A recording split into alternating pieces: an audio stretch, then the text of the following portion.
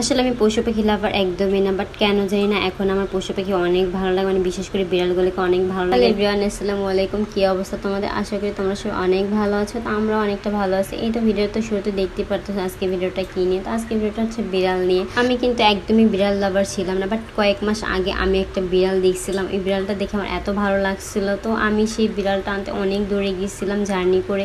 সেই বিড়ালটা নিয়েও আসছিলাম, বাট কোনো কারণে বিড়ালটা আমি বেশি দিন আমার কাছে রাখতে পারিনি। তারপর ভাবছিলাম যে আর বিড়ালটা রাখবো না, মানে আর বিড়াল পালবো না। এই বিড়াল না রাখার পেছনে অনেক কাহিনী আছে। আমি যেহেতু যেহেতু ছোট ছিল, ওকে সময় দিতে পারতাম না, বাট বিড়ালকে তো আমার সময় দিতে হইতো। তো আমার দুজনের সময় দিতে অনেক কষ্ট হয়ে যেত, যার কারণে ভাবছি বিড়াল আর পালবো না। আফি যখন বড় হবে তখন পালো। বাট এবার আফি নিজেই বিড়াল চাইতেছিল। ও যখনই রাস্তাঘাট এখানে সেখানে যায়, যখনই কোনো বিড়াল দেখে বাহিরে, তো বিড়ালটাকে ধরতে যায়। মেয়ের আবদার না রেখে কি পারা যায়? তার জন্য মেয়ের আবদার পূরণ করার জন্য আমরা সোজা বাসে উঠে গেছিলাম। বাট কপালটা এতই খারাপ, বাসটা নষ্ট হয়ে যায় মাঝ রাস্তায়। পরে আমরা আবার অন্য একটা বাস ধরে আমরা আবার রওনা দিলাম। প্রথমে তো ভাবছিলাম আফিকে নিয়ে যাবো না, বাট যার জন্য বিড়ালটা আনা, যদি তাকে নিয়ে না যেতে তাহলে কি হয়, চাইছিলাম যে ও সামনে থেকে দেখুক যে ওর জন্য কি আনা হইতেছে, এই জন্য ওকে নিয়ে গেতেছে। এই তো কথা বলতে বলতে আর রাস্তা দেখতে দেখতে আমরা এখন চলে আসলাম মহাখালীতে। আর এখানে আজকে রাস্তাঘাটে এত জ্যাম ছিল, আফি তো পুরো ঘেমে টেমে পুরো অস্থির হয়ে গেছে। আজকে আফি অনেক বিরক্ত করতেছিল, কিছুতেই কোলে বসতে চাচ্ছিল না, শুধু নিচে নামবে। বাট নিচে কোথায় নামবে, নিচে তো নামার জায়গা ছিল না। এই তো আমরা এখন চলে আসছি, আর আমরা যেহেতু জায়গাটা চিনি, তো আমরা ঠিকানা জিজ্ঞাসা করতে করতে আমরা চলে আসলাম। তো একটু পরে আপুটা চলে আসবে, এই জন্য আমরা এখানে দাঁড়াইছিলাম কতক্ষণ।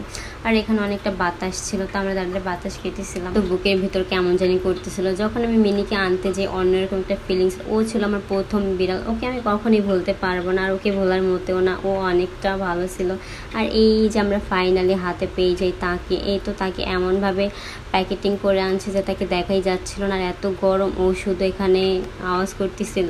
বিড়ালটা কিছুতে এটার ভিতরে থাকতে চাচ্ছিল না, বাট আমরা এত দূর যেহেতু জার্নি করবো, তো ওকে হাতে নিয়ে কীভাবে যাবো, যার জন্য আমরা ওখানে রাখছি। আমরা বেশিক্ষণ থাকিনি, তো ওকে বাসায় যেয়ে তাড়াতাড়ি বের করতে হবে, এই জন্য আমরা রওনা দিয়ে দিলাম আবারও। আর এখন তো অনেক গরম পড়ছে, গরমে তো এই যে বিড়ালটার অবস্থাও খারাপ হয়ে যেতেছিল। ও গরমে শুধু কেমন করতেছিল, তো আফিরও ওকে আদর করে দিচ্ছিল। আর আমার মেয়েটা কি বলবো, ও এত খুশি হয়েছে, শুধু মনে করো বাসে যারা যারা ছিল সবাইকেও দেখে দেখে দেখাচ্ছিল যে বিড়াল নিছে। এমনকি যে বাস ড্রাইভার তাকেও দেখাচ্ছিল। উনি তো ড্রাইভ করে ছাড়া রেখে ওর সাথে কথা বলতেছিল যে হ্যাঁ তুমি বিড়াল আনছো, দেখছি, এতবার বলতে হবে না। ও শুধু বারবার সবাইকে বলতেছিল। এই তো আমরা কদমতলে চলে আসলাম, আর এখন আমরা সোজা আমরা বাসায় যেতে যেতে আমি রিস্কায় বসে ওর প্যাকেটটা খুলে দিচ্ছিলাম। আর প্যাকেটটা এমনভাবে করা হয়েছে এখানে ভালোভাবে হাওয়া বাতাস ঢুকতেও পারতেছিল না, যার কারণে ওর অনেক গরম লাগতেছিল।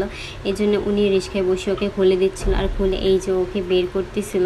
এই যে বাতাস খাচ্ছিল, আর অনেক আরাম পাচ্ছিল। বেচারা ভিতরে থাকতে থাকতে অনেক ঘামাই গেছে, আর অনেক অস্থির হয়ে গেছে। মাশাআল্লাহ কত কিউট না। ও কিন্তু ছেলে বিড়াল, ও ছেলে হলো, ওর বাবা ছিল আর কি ব্রিটিশ, আর ওর মা ছিল দেশি, যার জন্য ও মিক্স হয়েছে। আল্লাহ, আমার বিড়ালটা তো অনেক কিউট। ওর নাম কি রাখা যায় তা আপনারা অবশ্যই কমেন্টে বলে দেন। আর এই দেখছে না আমার মেয়েটা কত খুশি হয়েছে, ওর খুশিতেই আমরা খুশি।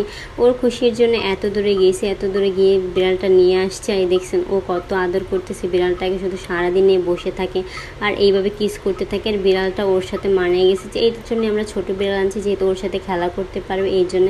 তো আজকের মতো ভিডিওটা এই পর্যন্তই, দেখা হবে নেক্সট ভিডিওতে।